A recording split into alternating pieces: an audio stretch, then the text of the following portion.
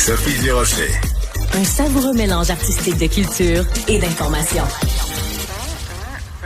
Bon, ben écoutez, je pense qu'on peut marquer la journée du 4 mars 2025 comme étant une journée lumineuse à mon émission, à Cube, à notre émission, parce qu'on a commencé ça de façon ensoleillée, mais profonde, avec Ima qui nous a fait en direct sa nouvelle chanson. C'est fou, ça faisait 9 ans qu'elle avait pas fait de chanson. Puis quand je dis c'est fou, c'est le titre de la chanson. Et là, on continue parce qu'on va se saouler finalement à 2h25, à 14h25 oui, pour oublier les tarifs de Donald Trump, exactement. Non, on va pas se saouler. On va boire avec modération avec Nicolas Duvernois, homme d'affaires que vous connaissez bien, président et fondateur de Pure Vodka. Le hasard fait bien les choses, Nicolas. D'abord, bonjour. J'ai vu que tu avais un nouveau produit parce que je te suis sur les médias sociaux, un Cosmo. Je me suis dit, bon, ça va nous rappeler tous la belle époque de Sex and the City. Exactement. Je me suis dit, on va faire venir Nicolas à l'émission. Et en fait, tu arrives aujourd'hui, alors qu'on est en pleine guerre des tarifs de guerre commerciale avec les États-Unis. Donc, avant de déguster ton produit, je veux que tu m'en parles parce que toi, comme entrepreneur, tu t'es prononcé à quelques reprises justement sur ce sujet-là. La SAQ vient d'annoncer qu'elle retirait de ses tablettes les vins américains. Est-ce que c'est dérisoire ou c'est une mesure importante? Je crois que c'est un panier de mesures qu'il faut prendre parce qu'on s'entend que c'est David contre Goliath. L'économie américaine est disproportionnée comparativement à celle canadienne ou encore plus à celle québécoise. Sauf qu'on peut pas se laisser marcher sur les pieds. Donc, je crois qu'il faut aller de petits gestes en petits gestes. On espère que les gouvernements, parce que c'est quand même au rôle du gouvernement d'y aller avec les grands gestes. J'entendais ce matin que le premier ministre Doug Ford de l'Ontario pensait même peut-être à imposer 25% de tarifs sur l'électricité qu'il vend aux États-Unis. Ça représente des milliards de dollars. Donc là, ça peut commencer à faire mal aux États-Unis.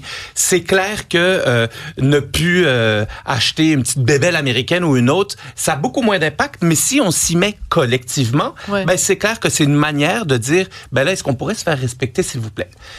Cependant, ceci étant dit, l'économie est construite aujourd'hui pour être tellement tentaculaire, un pays vers un autre pays. On sait que dans un Ford F-150, il y a plus de produits qui viennent de Chicoutimi que de produits qui viennent des États-Unis. C'est ça, c'est difficile des fois de dire voici un produit canadien, voici un produit québécois, voici un produit américain.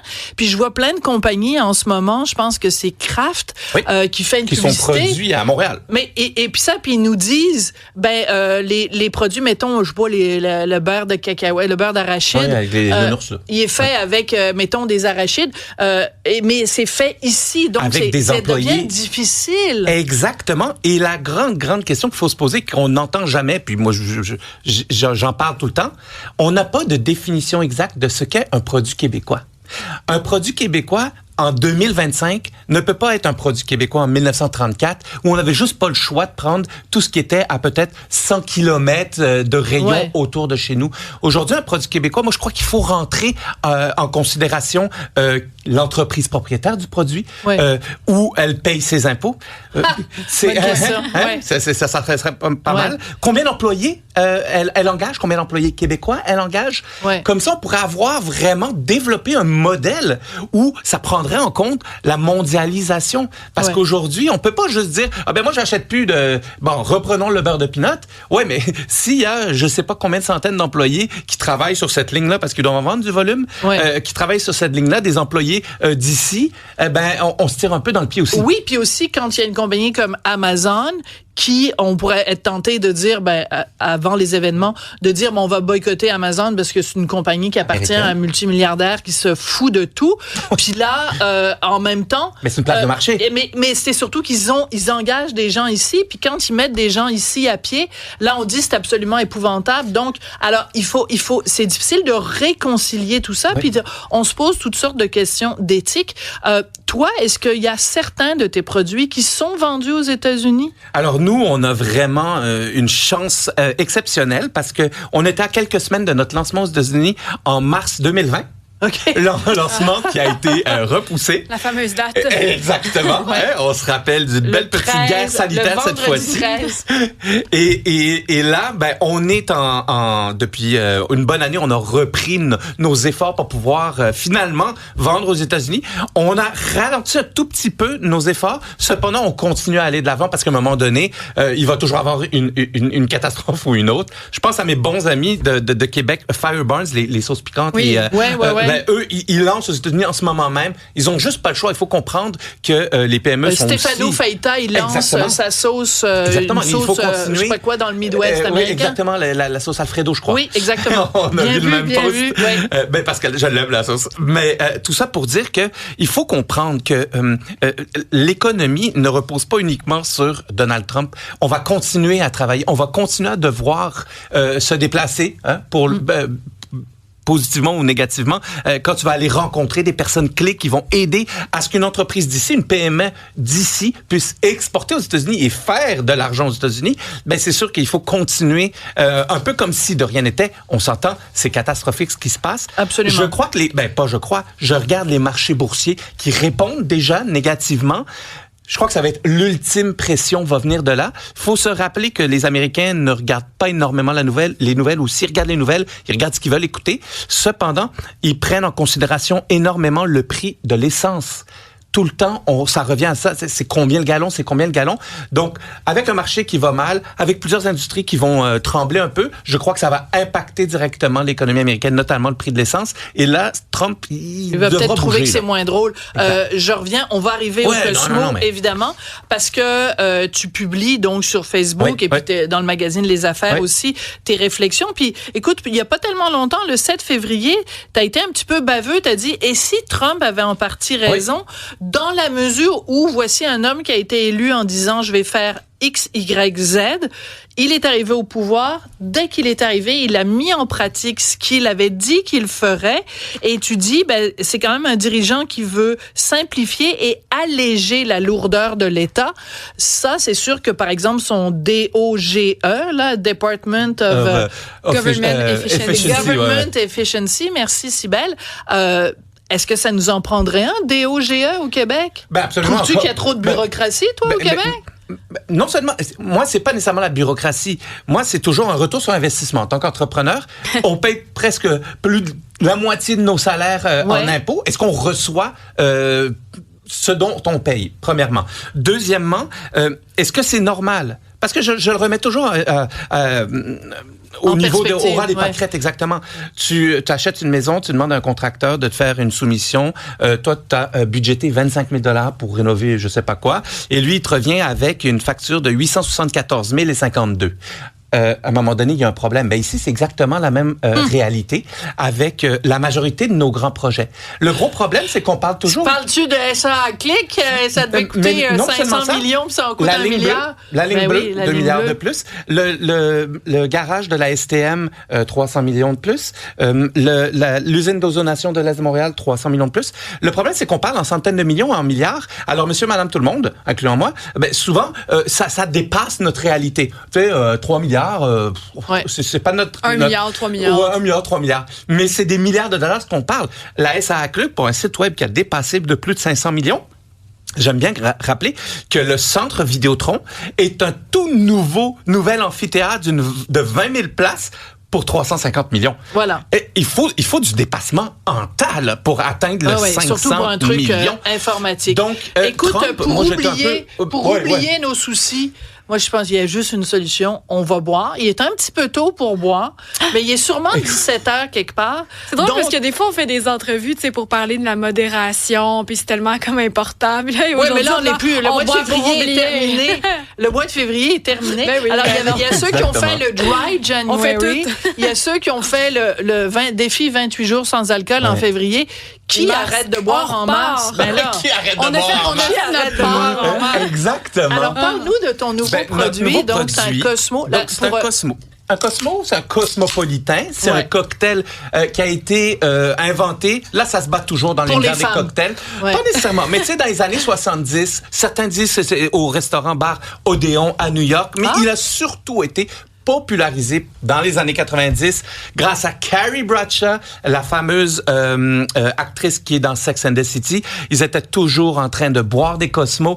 Normalement, c'est un Cosmo est fait avec de la vodka, avec du Cointreau, de la liqueur d'agrumes, avec aussi un peu, certains peuvent modifier un peu, mais ils rajoutent un peu de lime. Nous, ce qu'on a fait, c'est on réinvente toujours des cocktails classiques. Okay. Donc, nous, c'est Pure Vodka qui est vraiment une vodka d'exception. On a pris une richesse naturelle qui est la canneberge qui est ici. Aussi, dans la recette originale, bien entendu, il y a du jus de canneberge. Et nous, on a toujours twisté. Stéphane Rochefort, qui est vraiment mon bras droit, qui dirige l'innovation, a décidé de mettre la pomme grenade et des agrumes dans ce cocktail-là. Quelle bonne idée. Donc, t'as déjà commencé, toi, ma coquine? Non, pas du tout. Ah, OK, j'espère. Parce que je me prépare. Au PME québécoise. Pendant que vous parlez, moi. Au PME québécoise. Oui, absolument. Santé et tant pis pour M. Trump. Exactement. Donc, nous, on va boire pour oublier. Ben non. Je veux pas encourager les gens à boire ou à consommer de façon excessive. Avec modération. Mais avec modération. Puis un cocktail comme ça fait du bien aussi. On va se le dire. Pétillant. Mais je trouve ça frais pour l'été aussi. Exactement. Avec le printemps qui arrive, avec les parcs qui vont ouvrir. J'ai l'impression que c'est de cette fraîcheur-là. Et je ne goûte pas du tout la vodka. Non. Ça pourrait être pas d'alcool quand peut-être même. Un tout petit peu, mais il y a parfois qui sont beaucoup plus prononcés, dépendant de ce qu'on recherche. On s'entend que tous nos prêts à boire, nous, c'est toujours des recettes extrêmement raffinées où on goûte vraiment les ingrédients. C'est des vrais ingrédients qui sont à l'intérieur. Mais c'est important pour nous aussi de faire un cocktail qui se boit bien. Pas qui est trop fort en degré d'alcool, parce que là, à un moment donné, tu goûtes juste ça. Pas qui est trop sucré non plus, parce que nous, on rajoute pas de sucre. On aime l'équilibre, on aime l'élégance, surtout avec Pure Vodka, qui est un produit exceptionnel. Et si vous saviez à quel point, quand on voit un produit comme ça sur une tablette, c'est la pointe de l'iceberg. Tout le travail qui est fait en arrière, Stéphane, toute mon équipe qui est exceptionnelle. Et même l'équipe de vente, jusqu'à l'équipe de vente qui doit se rendre jusque dans toutes les succursales pour la déposer sur les tablettes. Oui, ça me fait, j'ai une question. Comment, est-ce que j'imagine la réponse est non pour la facilité, mais tu sais, d'intégrer les marchés comme à Evenco, comme dans les pique-niques électroniques, parce qu'il y a vraiment certaines marques qu'on voit d'année en année. Des fois, ça se renouvelle pas tant que ça. Est-ce que c'est accessible comme marché? Au Beach Club, c'est du Beach Club Everyday, évidemment. Everyday, effectivement. Il a tout compris. Mais c'est sûr que c'est facile. C'est surtout que ça coûte cher.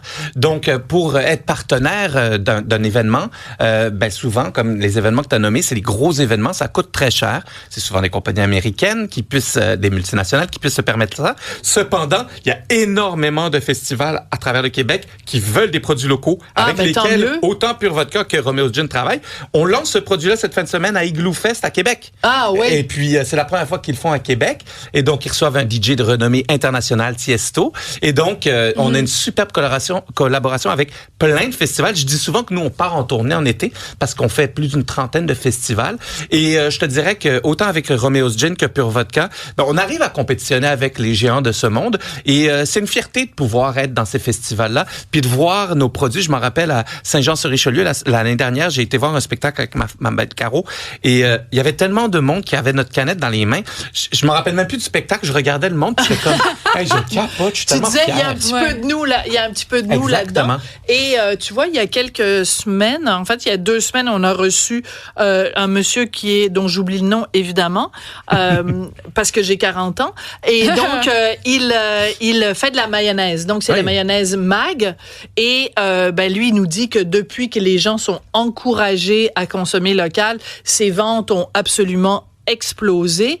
Est-ce que toi, tu remarques ça? C'est-à-dire que, par exemple, depuis justement toutes ces discussions-là sur les tarifs, est-ce que les gens sont plus portés à utiliser des produits québécois, c'est Hugo sachant Magnan, que ça reste... Juste pour Hugo Magnan. Ben oui, Magnan, évidemment. C'est sûr qu'on sent le buzz, là, par manque de bons termes, sur les produits québécois. Cependant, je suis extrêmement fier, je suis extrêmement content de ça. Cependant, peut-on arrêter d'attendre une crise, une pandémie ou une guerre mondiale avant de dire, hey, il faudrait consommer local. Tu sais, moi, il y a une autre question. C'est une perche que je te tendais parce que tu as déjà parlé de ça sur ta page Facebook. Je veux plus qu'on encourage local, je veux qu'on achète local par défaut, en quelque sorte. Quand on achète une canette de Pepsi, est-ce qu'on encourage Pepsi? Non. Non, puis l'exemple que tu donnais, que je trouvais très pertinent, tu disais, en Italie, quelqu'un qui va acheter des pâtes Catelli ou, tu sais, des pâtes Barilla, voilà, exactement, il l'achète parce que c'est un bon produit. Il se dit pas, aujourd'hui, je vais aller encourager la consommation locale. Puis même le mot encourager, moi, j'aime pas ça. Ça a quelque chose d'un peu condescendant. J'oblige pas parce que je comprends qu'il y a certains produits qui n'existent pas. Il y a certains produits qui sont malheureusement encore un peu trop chers pour le consommateur. Et puis je comprends, on va tous à l'épicerie, on voit les prix. Prix égal, à prix égal. Ou je dis même prioriser. Des fois, tu as envie d'asperges, mais ils sont pas là. Ben, priorise des carottes, ces sont là. À un moment donné aussi, c'est toujours laisser le choix au monde. Hey, je suis pas fou, là. Moi, je vais pas imposer. Tu manges des carottes. Tu manges des carottes ce soir, c'est ça? T'as pas le choix. Surtout si tu as des carottes. Cependant, on vote. Avec notre portefeuille. Avec notre portefeuille. Et puis, je me rappelle d'un défi que le ministre André Lamontagne de l'Agriculture avait lancé, le défi 12 $. Il avait dit, il avait lancé le défi, si chacun d'entre nous, on dépensait 12 $, pas de plus, mais 12 $ de plus en produits québécois dans notre chariot, donc pas dépenser 12 $ de plus, mais remplacer, ça redonnait $1 milliard par ça mois. Permet de payer la SACLIC. C'est parfait. Exactement. $1 milliard. Tout est dans tout. Ils ont besoin d'aide. Non, mais ça donnait énormément à l'industrie agroalimentaire au Québec. Il faut réaliser que un achat local, c'est un investissement. Un achat d'ailleurs, c'est une dépense. L'argent qu'on paye à Firebarns pour les reprendre, mais l'argent reste ici. Ils viennent rénover, d'agrandir son usine sur la Rive-Sud. Il a pris un contracteur d'ici. Il a dû engager des employés de la Rive-Sud de Québec. C'est de l'argent qui reste ici. Exactement. C'est de l'argent qui reste ici. Donc, toute cette réflexion-là est extrêmement importante. Puis aussi, je pense que ça nous permet, s'il y a une chose qu'on doit imiter des gens, par exemple, en Europe, c'est qu'il y a une fierté. Quand tu vas dans le fin fond de la Toscane ou dans le fin fond du Périgord, les gens, ils vont acheter des produits locaux parce qu'ils sont fiers aussi. Parce que le propriétaire de la petite entreprise de ci puis de ça, ben, ils le connaissent parce qu'ils jouent à la pétanque avec le dimanche. Oui, il travaille avec Pourquoi nous, on n'a pas ce réflexe-là? Pourquoi, quand on arrive dans le fin fond de la Gaspésie, on trouve des fois des produits qui viennent d'ailleurs? Soyons fiers des produits d'ici parce qu'ils sont magnifiques. Alléluia. Merci beaucoup. I'll drink to that, comme dirait l'autre qui parle chinois. Puis ça, des fois. Celui qui parle chinois, des fois, il dit I'll drink to that. Salud, era un placer encontrarte y beber contigo. Merci beaucoup. Enchanté. Muchas gracias. Enchanté. Après la pause, Rémi Villemur. Je sais pas, on va lui garder. Oui. On te garde de la vodka, Rémi.